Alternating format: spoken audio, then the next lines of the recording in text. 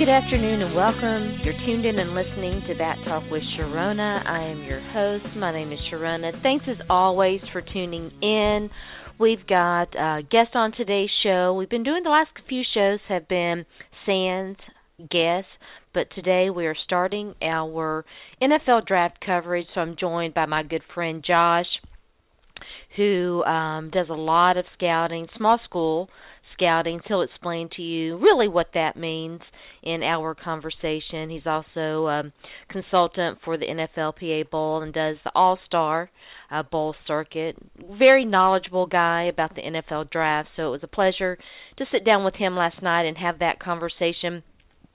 We'll bring that to you in two parts in the middle portion of this afternoon show, but we're going to start with a discussion about some things that have been sort of bannered about out there on social media and some things that have happened over the course of this past week. We're going to finish up with some more talk on the Peyton Manning situation, the Title IX lawsuit that I've been talking about and writing about, and also did some radio with my friend Josh Taylor, who's been on this show on Tuesday, I believe it was. We sat down and had a conversation. I'm going to be posting that, by the way, to my Spreaker account as well as today's show. If you missed that, you can catch it out, check it out there, catch it there.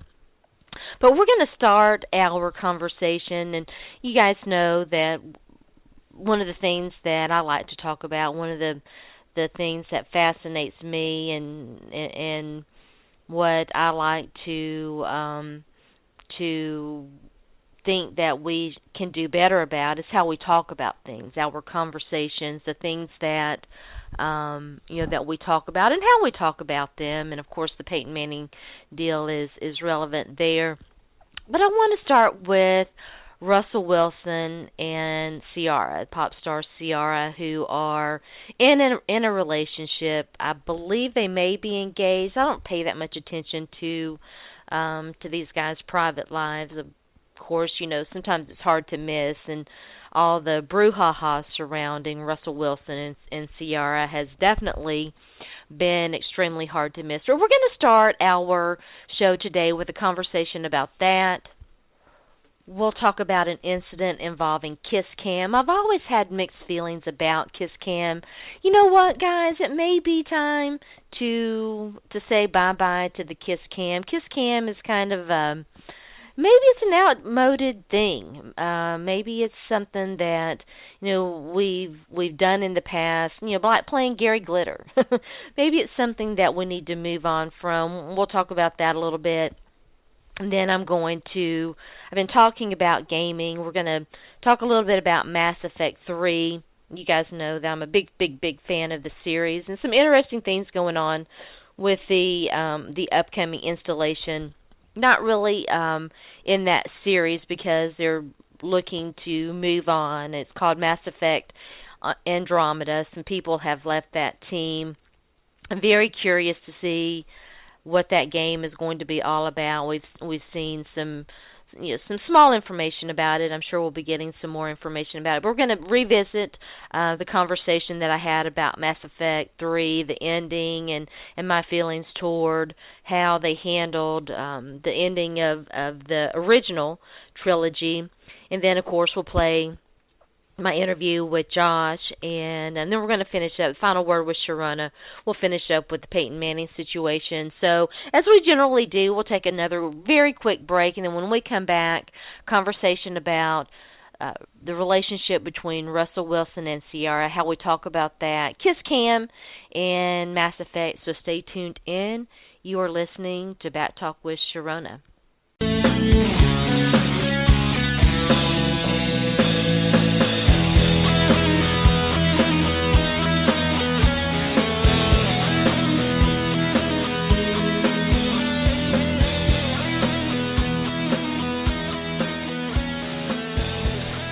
Welcome back. All right, so you're listening to Bat Talk with Sharona. I'm your host. My name is Sharona. Russell Wilson and Ciara, let's talk a little bit about them and their relationship, even though, really, guys, it's none of our business. their relationship is their relationship, and we really shouldn't be all that concerned about what's going on in their bedroom. But I got to thinking about their relationship as all the conversation and the things were going down this past week regarding, the Peyton Manning situation, and then Kiss Cam, which is this Kiss Cam incident, which we're going to talk about here in a minute as well. So if you're living under a rock, or if you haven't been paying the least bit of attention whatsoever, Russell Wilson, the quarterback for the Seattle Seahawks, is dating pop star Ciara, and they are attractive young people who I think that they may be engaged now. When their relationship first became public, it sort of struck me as, sometimes relationships are kind of media creations, publicity creations, but this does look like it is a genuine relationship, and from all appearances, and I haven't paid a whole lot of attention, but from all appearances, they appear to be in love and are, at some point, possibly going to get married. But a lot of the conversation surrounding their relationship has focused on the fact that they have very publicly declared that they are not going to become intimate. They're not going to have sexual relations until they get married. And there's been a lot of brouhaha about that, a lot of discussion and a lot of conversation about that. And I've certainly mentioned it too. I'm not going to spare myself. I've certainly mentioned it too. And, so I got to thinking with the Kiss Cam thing and all the Peyton Manning chatter that, why are we trying so hard to force these two to have sex? They'll have sex. Maybe they are. It's none of our business what's going on or not going on, as the case may be, in their bedroom.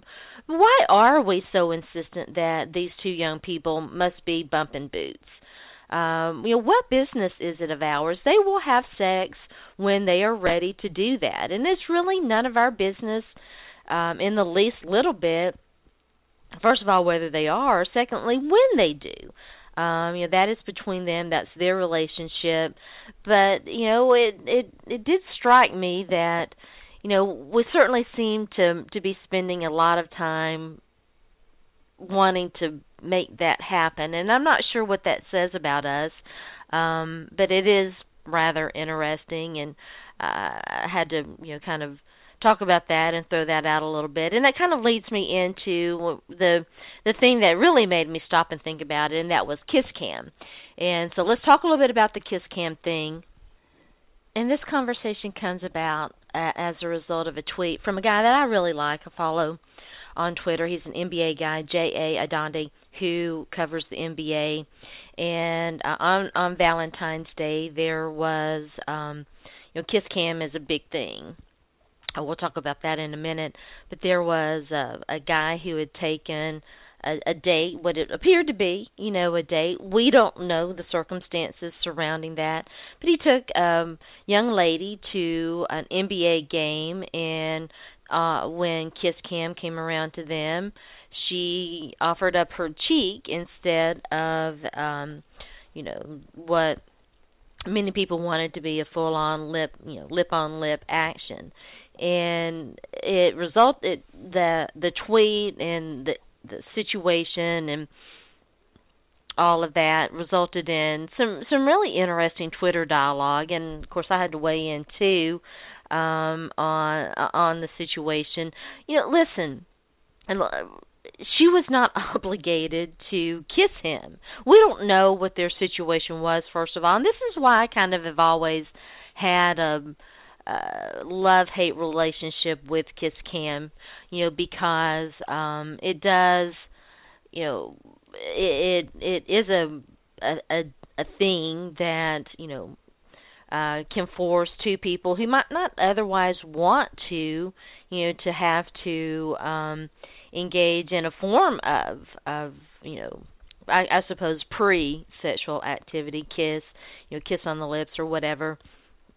And again, why are we trying to force people to do that? I mean, it strikes me the wrong way. And the conversation surrounding her, offering up her cheek. There were so many dudes out there. Oh no, and wasn't isolated to dudes. I should make that clear. But a lot of people were out there saying, she was obligated to kiss him because he had taken her to this, and it was good seats from what I gathered. He had taken her to, this NBA basketball game on Valentine's Day, and she was obligated to kiss him. And it is, to me, part of our culture that says, that tries to tell women that when men do nice things for them, and you see this a lot when guys buy you drinks out in the club and stuff, because they do that, they feel like you owe them something. I regularly turn them down because they always felt like that you owed them something for the fact that that they had bought you a drink. And there's a situation in my life where we'll be talking about that in the near future. We're going to talk a lot about what it means to be a woman and to go through hard times. But there's a situation in my past where I experienced something of that nature. And we're not going to talk about that today. We'll talk about that soon. But it's interesting how we look at these situations, how we handle these situations, how we talk about them. So those things have been on my mind. I wanted to talk about them in the context of how we look at women and their ability to have agency over their body and control their body. I want to finish up before we get to the interview with Josh. I want to finish up and roll back around to the conversation that we had about Mass Effect. And I've been playing the game again, and I had a game save on a gamer tag that I had not finished that game. I hadn't gotten the achievements, and I'm an achievement whore. I love them.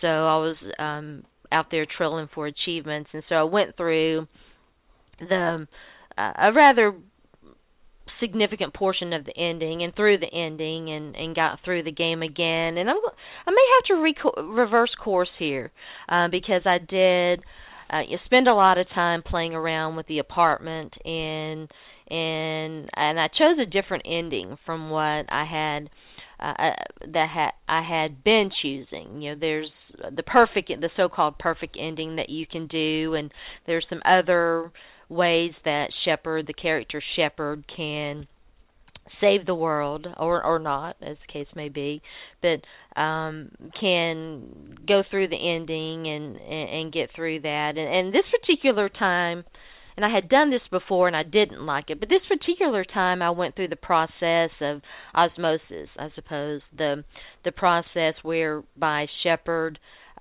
merges with the Citadel and creates a new DNA strand, a new DNA that merges the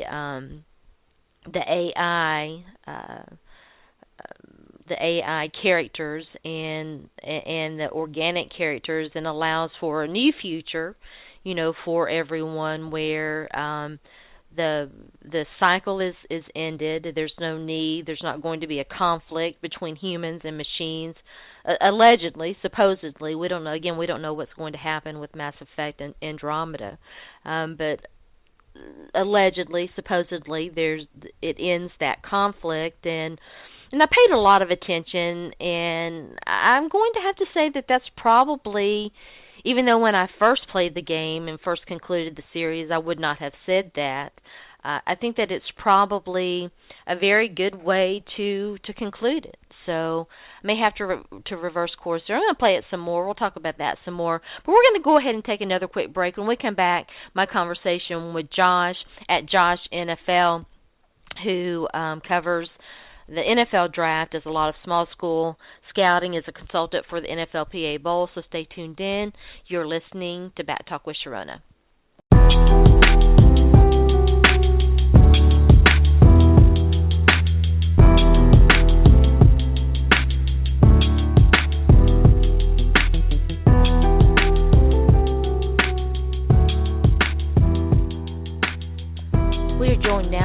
Josh, my friend Josh at Josh NFL Draft, to talk about the upcoming 2016 NFL Draft. Welcome back. You're listening to Bat Talk with Sharona. As promised, we're going to get you guys going with some NFL Draft talk. I'm joined now by my friend Josh, who is a consultant for the NFLPA on their NFLPA Bowl and does a lot of NFL draft work, particularly in an area that's always been kind of near and dear to my heart, and that's small school. Small school guys are always fun to be around and to pull for. So, Josh, thank you so much for joining me. Oh, it's no problem. So I gave you a little bit of an introduction. Tell everybody out there just a little bit about yourself, how you got into the draft movement. It's been fun watching it develop, hasn't it? Yeah, my first year was, I think, the 2000. I'm trying to think. I don't want to lie. I think the 2002 draft was my first year, and I was actually in high school at the time. Now, did you start out doing small school guys, or what were you doing? I did. When I first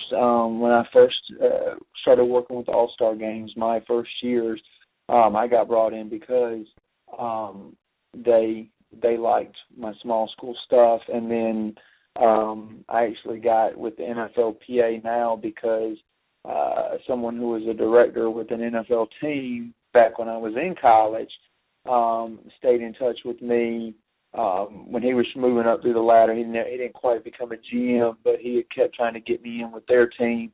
Mm-hmm. When he left his last team, he took this job just a couple years later, and when he became director with NFLPA, he called me up and asked me if I would come do it, and we had first met. In fact, it's interesting because the first year we met, was at an All-Star game, and Daniel Jeremiah was there working for the Baltimore Ravens. I don't know. It was the Ravens or the Browns. I can't remember who was with the team. He was an area scout there, and we all know where he is now with the NFL Network.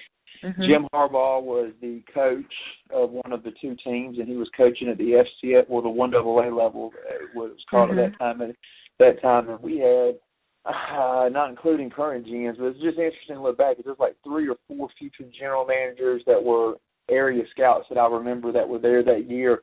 We had Todd McShay was just now getting with ESPN. He was there that year. So first year I met a lot of those guys that obviously are big names now, but met all of them in 2004, and then in 2012. The fall of 2012 or summer of 2012 was when he called me, wanted me to do what I am now. Yeah, the NFLPA Bowl is a fairly new creation, fairly recent creation. When did it come into play? This year's game was its 5th year, and it was the 3rd that I was with it. So they did 2 games before me. So yeah, it's amazing how much bowl games and the postseason experiences has really exploded, I guess is a good term to use. Of course, now the BCS is no longer with us, and we have the college football playoff, which we should maybe talk about that a little bit. Get your thoughts on that. But so your primary area is in small schools. So do you do scouting for some of the big name guys too? Yeah, actually, my area for them that they designate, I have all the small schools except for a handful of them that people who do other areas for us will, like if one school that usually has good players is if they live near it or something, then they'll go in. So I may not do all of them. I do probably like 95% of them, but then I do the East Coast, from South Carolina all the way up north, and I do all the FBS schools. So I'll do as far west as Marshall and West Virginia, and then everybody else east of that. That's a prime area for some good football players. We talk on this show some about, of course, these guys always tend to end up in different areas. Although South Carolina and certainly Clemson always like to recruit there, but Rock Hill, South Carolina, that area over in there is really kind of a football factory, producing some really great athletes. It is, I always tell people my high school used to play Rock Hill, Northwestern. Much of that, I always tell people probably played against more NFL players when I was in high school than some players in college do over their entire career, because there's areas over in the neck of the woods that are very. I mean, now my high school didn't have NFL players, but the ones that I faced did. So I would probably see 2 or 3 at least every year that came out of a class that played in the NFL, sometimes more. Yeah, it's a pretty prolific area and great, beautiful country over in there. I was just in Charlotte not long ago, and I've been to Columbia. I've been to a game in Columbia and been in that area, and it is beautiful. For people out there who might not know what the term small school means, give us the Reader's Digest version. What is a small school in terms of what you do, and what divisions does it include? Pretty much everybody except FBS. When people say small school, it's part of it's misleading because you're really talking about small school as in level of play. So anything considered outside of the FBS, from FCS, D2, D3, and AI on down is considered small school. It has nothing to do with technically the size of the school, although even the bigger FCS schools and ones that have like 15,000, 16,000 students, even they, are not going to have more than, say, 25,000 or 30,000 fans at games. But for the most part, you're really referring to just the level of play, not or the conference or division they play in, not necessarily the size school, because there are some, believe it or not, FCS and D2 schools that are bigger than some ACC, Big Ten, and American Athletic and Conference USA schools. So it's more to do the level than the division than the size of the school.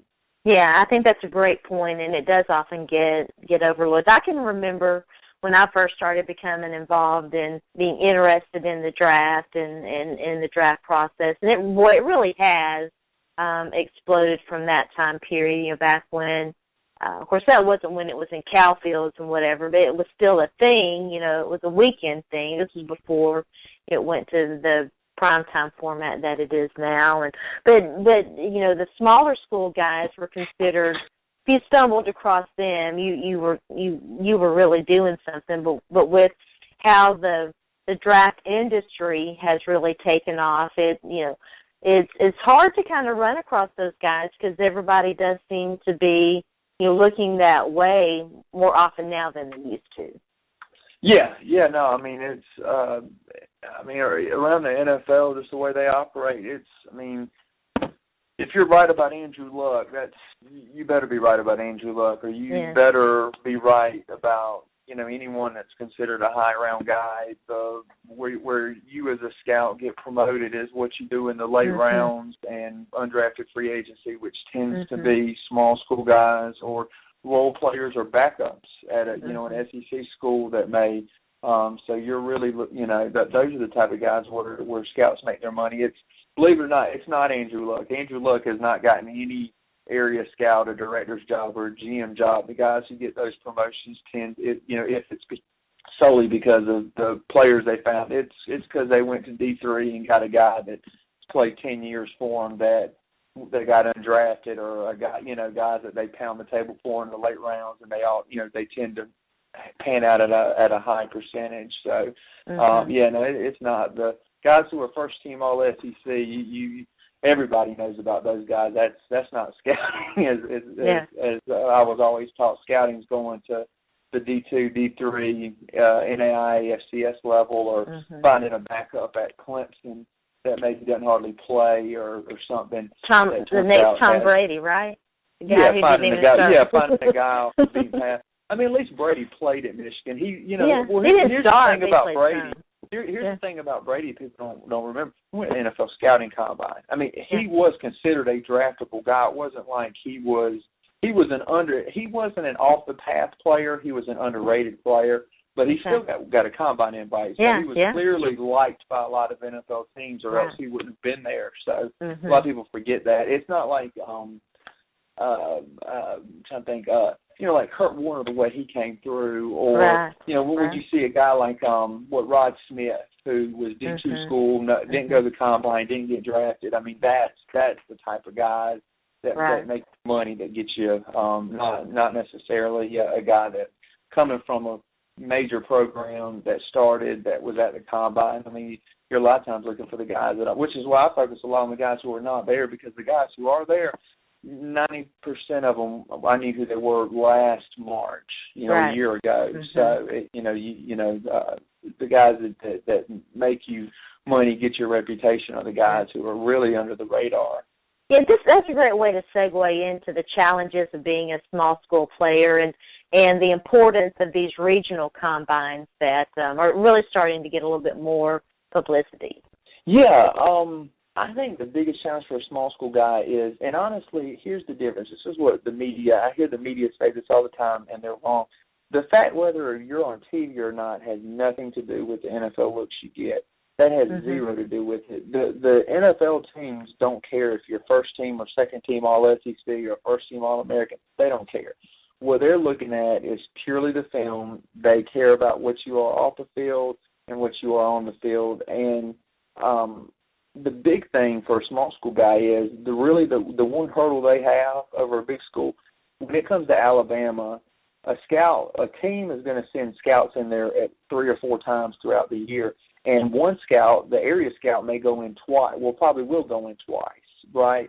When it comes to a small school, the difference is you're only going to send one scout in one time, unless that player is, unless in the summer when you have your meetings and the NFL scouting combine comes and tells you, this guy's a 3rd or 4th round or whatever guy at this random B2 school, or unless your area scout goes in there early in the fall or whatever and says, hey, this is a really good player. This guy was considered a reject or not on my list, and it turns out I was there to look at someone else, and then they might send in directors or other people. So you get the one look, really. If you don't show it when they come look that one time, whereas at Alabama, you could play well in week 1, play awful in week 2, week 3, week 4, and you're still going to get a look at a D2 school.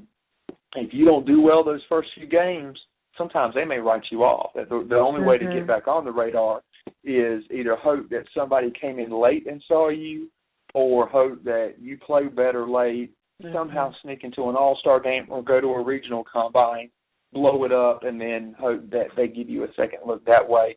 But that's really the big difference, is you're playing lower level, you're playing against more non-prospects, and you have to show out more. You have to stand out, don't you? Yeah, you have to stand out a lot more, and you don't get as many looks. So you better be a baller. You better be dominating every time you step on the field and even at practice, because the one time they're there may be the only time they come through.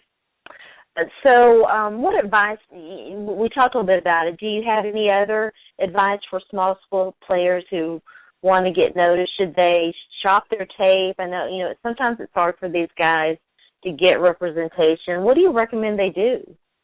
I say, the best thing to do, that's a good question, because I see a lot of, I'll have players who will sometimes email me and say, well, I did, here's my interview with some draft website, or I'm ranked this by such and such, and, they send me highlights and all that. The best thing to do, if they're wanting to get an NFL look, I will say this. First of all, they're not going to like to hear this, but you can ask any player that I ever had in the NFLPA or any other all-star game who they know I'm the one that pushed to get them in. They knew that I liked them a lot, that I was the one who believed in them, pounded the table. Every one of them will tell you, and there's a ton of them in the NFL, but every single one will tell you the exact same thing. It started back from Pierre Garçon knew me when he came through. I can name Jared Valdir. I can name 50 guys or more in the pros that are still playing, not including the kids from the last couple of years. I can name 50 who will tell you that, Josh, I didn't have to find him. He found me, because that's what the scouts do. However, if you are a really good player and you're getting overlooked and we don't come to you, the best thing you can do is send full game films to us, to the actual NFL teams, to the All-Star game, whatever. Like, directly contact us. Don't do some interview with the draft website or have a highlight tape made and send it out. Get us access to your full games. Contact us directly. Let us know. So, send us your information about you, like factual information. We don't really care if you're ranked the 15th quarterback by our website. What we care about is what's your film, stats, stuff like that. But my advice would be to contact us directly. Know that we're going to look at your film. So the best thing going in your favor is you have to have good film. So if you can't get on the field at the D2 level, why are we going to give you time at our level, right? If you're a backup at Florida State, that's a little different, but because at Florida State they have 10 4-star, 5-star, not just rated, but caliber players at that position, so my advice would be to reach out to us directly. If your film is not getting, or if your film is not attracting NFL teams to you or getting people like me to reach out to your coaches, then you need to reach out to us directly, or go to a regional combine and try to attend an FBS pro day if you can. But if you can't get an agent, I mean, the sad fact is I don't know of a single player in the NFL who went through the whole process, made it in the NFL, and didn't have a single agent try to contact them. Either an agent will either try to get in touch with you at some point, or someone will do you a favor. I don't know of anyone who's in the NFL without an agent that wanted an agent, that was banging down the door and nobody would represent them prior to the draft. The ones who don't just didn't want an agent. I mean, typically. I mean, seriously, that's usually – they do, if you're talking about the agent. But as far as the NFL, reaching out to us, going to regional combines, going to making sure you get into FBS pro days. Those are the big ones because that point you're forcing the NFL to look at you, even if they haven't yet, or if they didn't like you before. That way, because you're at that workout, you're making them take another look at you. And if you don't get any attention after that, then maybe that's a nice way of telling you that they don't think you're good enough. So. We're talking to Josh at Josh NFL Draft about small school guys. You made an interesting point. We're going to take a real quick break. When we come back, we're going to talk to Josh some more about the combine, and I want to ask him for guys who are looking to make their college commit, whether they should be that third or fourth guy at FSU, or maybe go to Florida Southern and be that number one guy. But we'll take a quick break. When we come back, you're listening to That Talk with Sharona.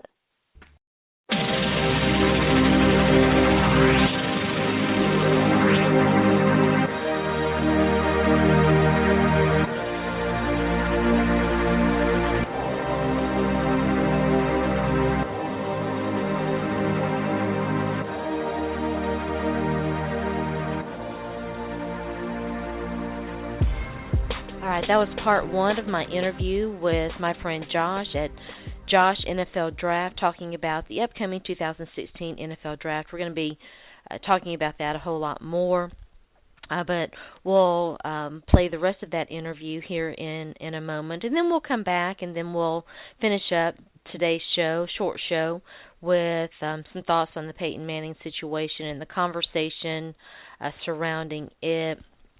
What's next for Tennessee? Again, that'll be very brief. We'll take just another very quick break, and then when we come back, the second part of my interview with Josh, so stay tuned in. You're listening to Bat Talk with Sharona.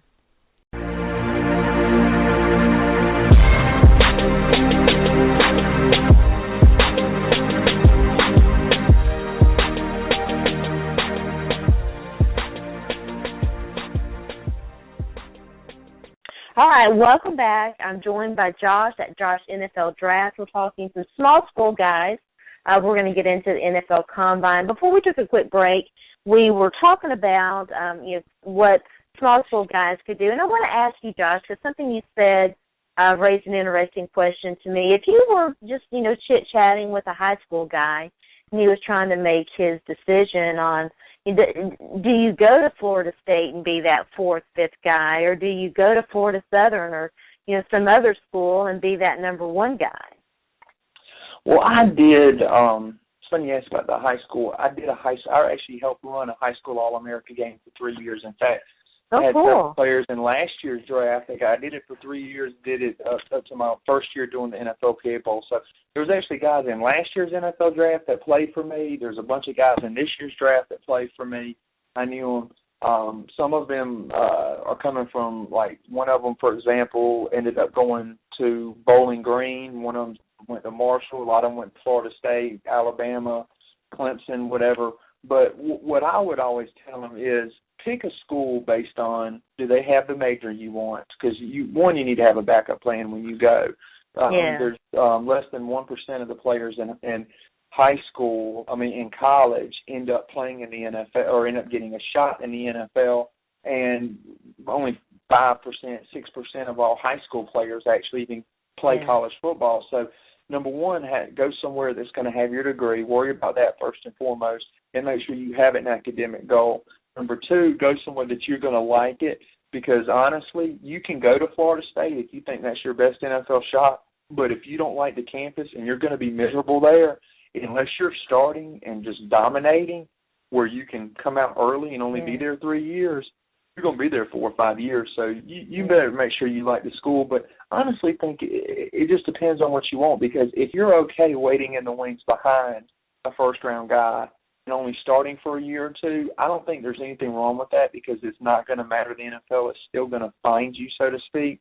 But if you want to play early and you don't want to sit the bench, and you're not a high-rated recruit, or you're not a guy that the school seems like they have a plan for you to play early, if playing time is heavily important, you might as well go to that FCS school, play immediately, get your degree as quick as you can, and then maybe you have that option to transfer up, although I really don't like that. But while that rule's in place, if you want that, or if you want to stay there and finish and just dominate there, there's plenty of examples of small school guys making it in the NFL. There's tons of them on rosters. So it doesn't matter. I always tell people, believe you me, if the top 25 high school recruits in the country all decided this year to go sign with Mount Union, trust me, in 4 years from now or 3 years from now, because if they're that good, they're probably going to come out early. 3 years from now, there'll be general managers going to Mount Union instead of Alabama. They follow the talent. You ask any Division II or D3 player ask Allie Marthet last year. She went second round.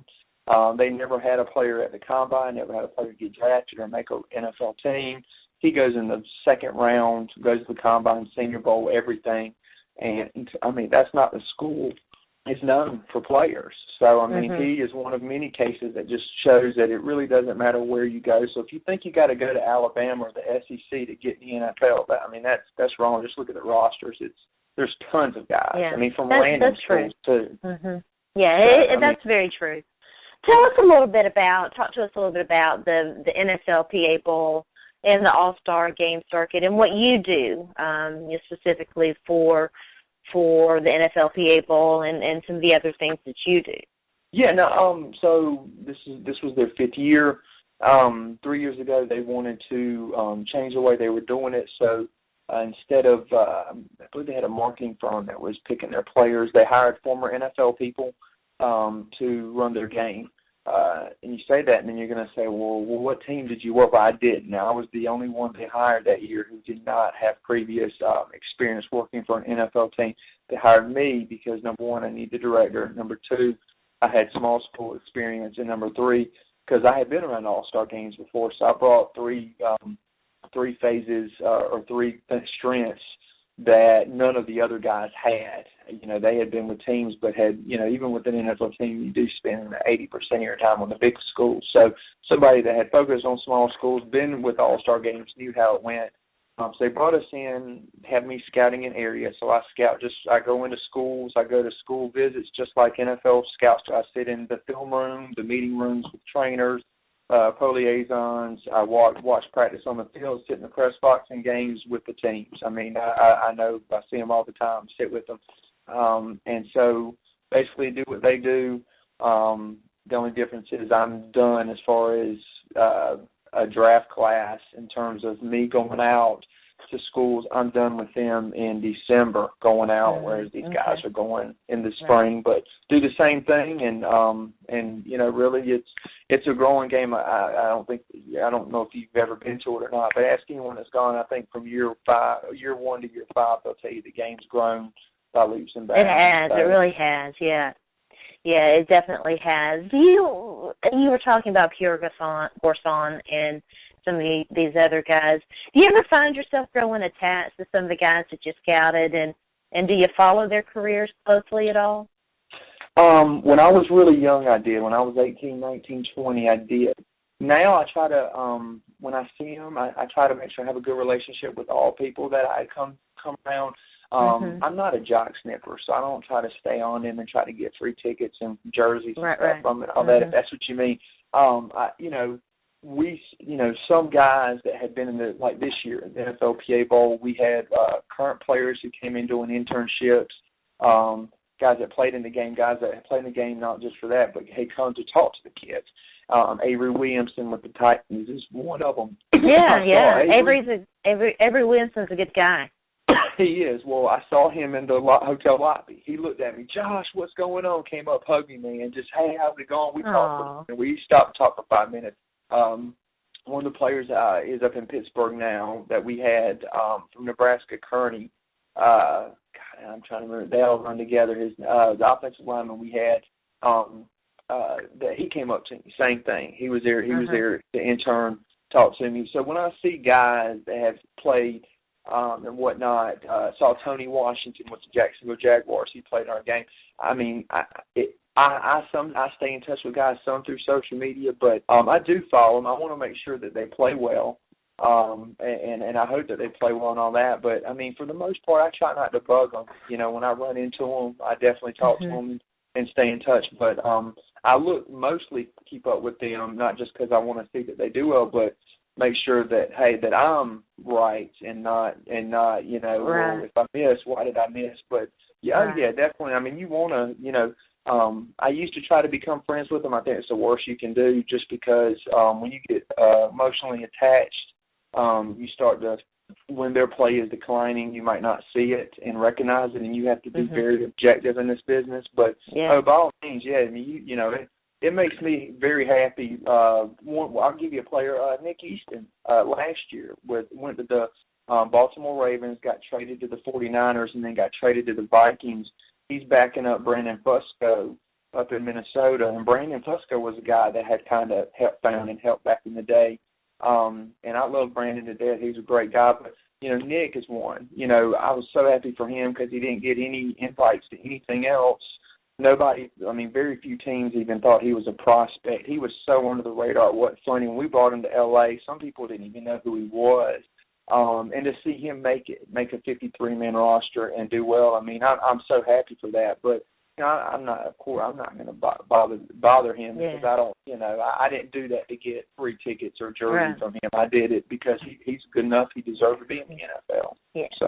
No, I can tell you're not that, and I wouldn't do anything like that either. You know, I mean, you make connections and you make contacts, and you know, you root for people because they're good people and you know they're good at what they do and all of that. But not because of what you get from them, but you know, just for the pure joy of it, you know, right? Well, you know, someone like you may stay in touch more because you might want interviews or for stories or whatnot. I don't write stories and I don't do interviews. So for me to stay in touch is not as important as someone like what you guys do.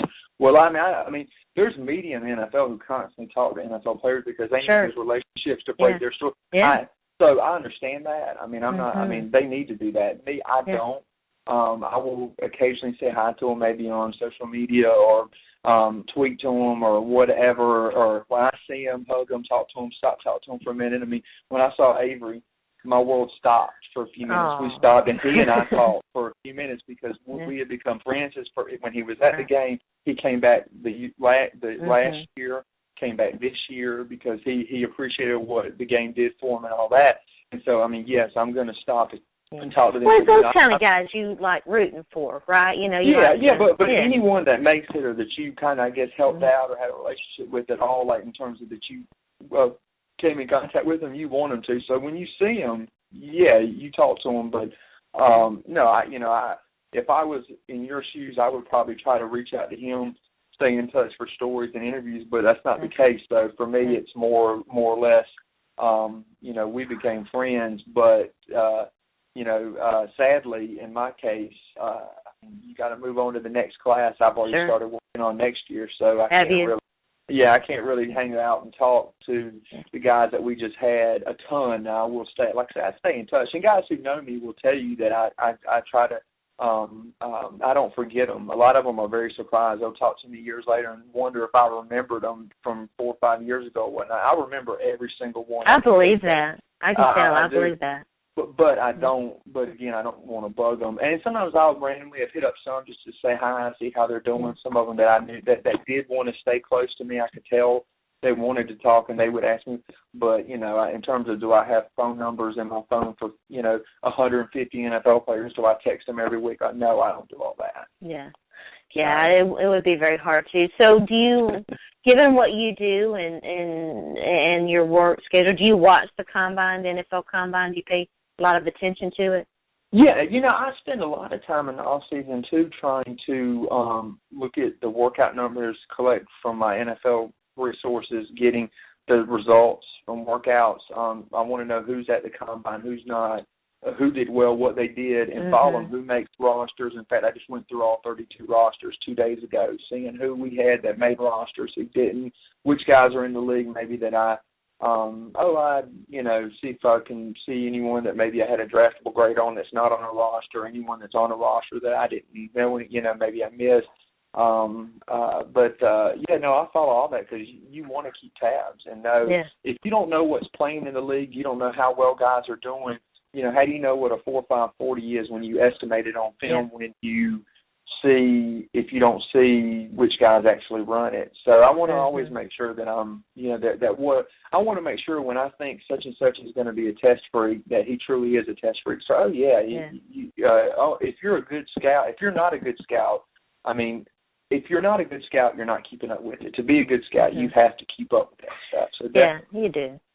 Do you?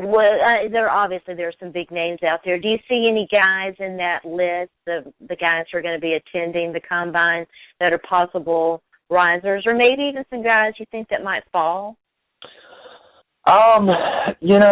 Sometimes the ones that fall, it's tough to predict for the sole reason that most of the ones that tend to fall, quote unquote, if you want to say that, are the guys who either interview poorly or medical comes up and they get flunked by the medical. And there's no way to know.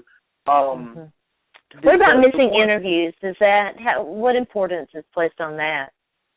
It's a lot. Because I can tell you like for one guy, for example, Noah Spence in this draft at Eastern Kentucky, he's got stuff in his past. If you, I can tell you publicly, the stuff that is publicly known, just alone, he was arrested for public intoxication, disorderly conduct. He was dismissed from Ohio State. He failed drug tests at Ohio State. So the question for him is about those incidents. You want to get the facts. You already know the facts, by the way. When you ask these guys questions, you're just looking for what they want to tell you. You're wanting to see what they're going to tell you. You want to see if they're going to tell you the truth. And the good teams, when they see a guy lie and all that, the good teams stay away from those players. The ones who lie and you're pretty sure they're lying, but you take them anyway, go back and look. Most of the ones who were problems in the NFL, they were known to be problems before they got there, and there's a reason they fell in the draft. The guy who popped into my mind was Johnny Manziel. Well, so Manziel, people knew his deal. Cleveland ignored it. I know what happened there. I won't go into full detail, but I do know what happened there. They ignored it, took him.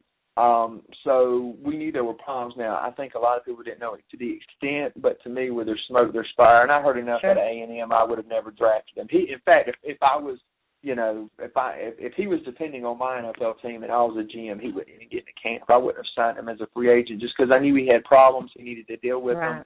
But like Spence, for example, a lot of his stuff's public. Some of it's not that I know. But he got drug tested this year, and he passed those drug tests. So you want to talk to him, get to know him, because he's been clean for a year. So his interview is important because you want to make sure that he's not a con artist, because some guys can be.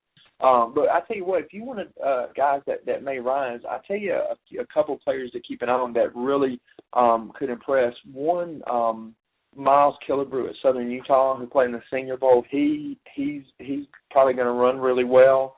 He's going to look the part. He should be a combine freak. He and DeAndre Houston Carson at William & Mary are two that I would put in that category. I'd also say Javon Hargrave from South Carolina State would be another one. But I tell you two guys who are lower on the radar that are at the combine that people may not know as much on, that two of them I would say keep an eye on. We actually had them in the NFLPA game. Is the tight end from South Carolina State, Tamarick Hemingway, and the tight end from Harvard, Ben Broniker. Both of those guys are supposed to be test freaks, and they physically, when you just see both of them have one of them, Tamarick's really tall, long, needs to gain weight, but he can run. He's probably going to run a 4.5 in the 40. Very athletic and explosive, and then Broniker is a little undersized. He's I think we measured him at 6'3.5", but he's really strong, moves really well, looks the part in terms of his muscle tone and all that, and really good hands, and he's a blocker. He's very athletic and plays special teams. If you were looking for two guys who could rise, it wouldn't surprise me if they help themselves by a round or more when they're at the combine, because I think they were undervalued coming in. Yeah. When we saw them, they were better in L.A. than the buzz that I heard on them in the fall. They looked much better in L.A. than what I heard in the fall, so I wouldn't be surprised if they went to Indy and went higher than most scouts had them in the fall. You want to give a plug to any of your guys? What do you mean any of my guys? Are you scouting anybody that might be flying under the radar? Somebody a guy that's not at the combine, maybe. I see a couple players that they're flying on the radar a little bit, but they're getting a little bit more attention, especially did after the All-Star games. One of them is Mike Tavares, the linebacker out of Incarnate Word. The reason I say that was because in the fall, everybody listed him at 220. Now, he actually weighed like 208 in the fall. People were wondering if he was going to have to move to strong safety or linebacker, but they never dropped him into coverage. He is a very explosive guy. He is a test freak. Okay. And he weighed 230 pounds and looked ripped in L.A. He's going to be one that I'm not sure he'll get drafted, but he'll make a roster as an outside linebacker and play special teams. He's really athletic. And then one guy that didn't play in any All-Star games, I'll go for a guy that was really going under the radar. But Richmond has an offensive tackle, Nick Richer. His daddy was the center in Buffalo for Jim Kelly when they lost the Super Bowls. Nick comes from a good pedigree. He's like 6'5.5", 304, got good arm length. He's a very good player. He didn't get any All-Star game invites, no combine. He would be one that you probably don't even see his name really on the internet. It would not shock me if he ended up going in the late rounds. He's got a lot of ability. He should have been in an All-Star game. Really should have been in one. It should be at the combine. So he's another one I would say keep an eye on to maybe get some buzz come pro day time. Great stuff, Josh. Tell everybody where they can find your work, where they can find you on social media. Yeah, Josh NFL Draft on Twitter. And I don't really do all the other social media in terms of stuff. So if you wanted to see my stuff, that'd be the one to go to. I know a lot of you guys have Instagram and Snapchat and all that stuff. Periscope. There's all kinds. Yeah. There's always something new coming out, isn't there? There is. So I stick to the one big one. So. Well, thanks so much for joining me. I really do appreciate it. That is no problem. All right. I hope you'll come back soon. Anytime. All right. Bye-bye. All right. Have a good one. Thanks. Okay. Bye. Bye-bye.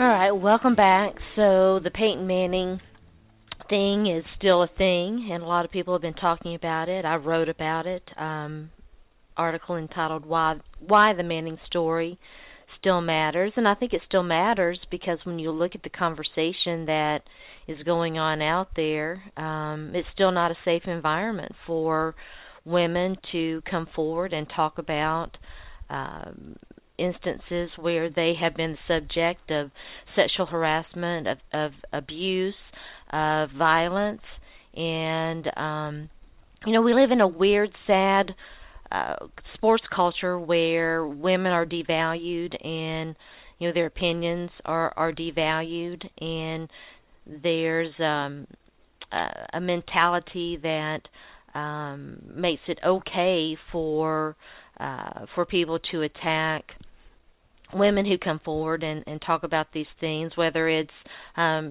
women coming forward to talk about their own personal experiences, or just other women coming forward to support victim advocacy, to support victims' rights. And so it reminded me of one of my favorite movie scenes in which Tom Hanks is a gay man who contracted AIDS and was the subject of a discrimination lawsuit. So I'm going to play for you guys an excerpt from that particular movie, and we'll have a few closing comments. So here you go. Walsh, Owner, and Brown 3 years ago at the same time as Walter Kenton? That's correct. And at that time, did Walter Kenton know the KS lesions on your face and arms were caused by it? Definitely. I told all the time. How did Walter Kenton treat you after you told him that? Every time he'd come in contact with me, he'd get this look on his face. I referred to it as the "oh God" expression. And then, "oh God, here comes that woman with AIDS." Thank you, Ms. Kennedy. No more questions. Ms. Kennedy, how did you contract the AIDS virus? Through a transfusion. I lost blood to be bringing my second child. So in other words, in your case, there was no behavior on your part that caused you to be infected with the virus. It was something that you were unable to avoid. Isn't that correct? I guess.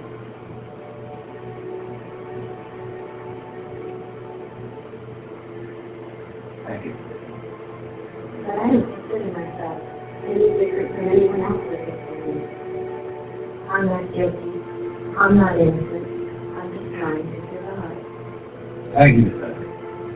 No further questions at this time, Your Honor.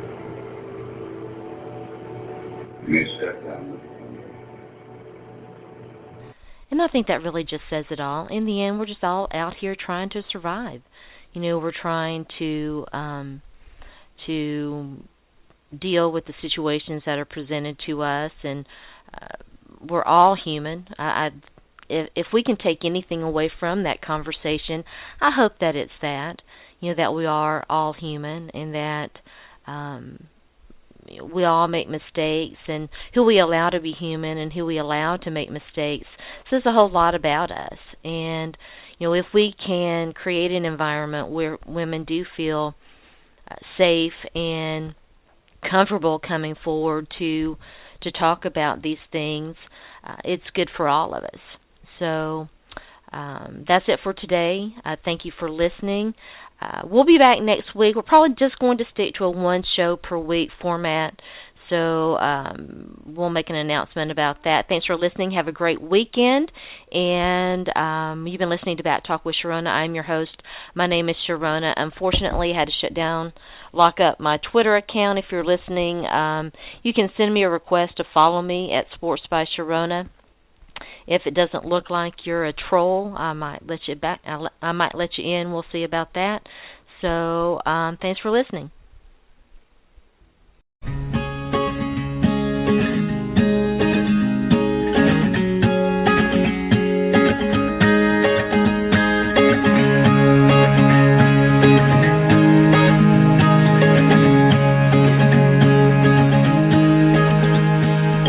I woke up and wished that I was dead, with an aching in my head. I lay motionless in bed. I thought of you, and where you gone? Let the world spin by down.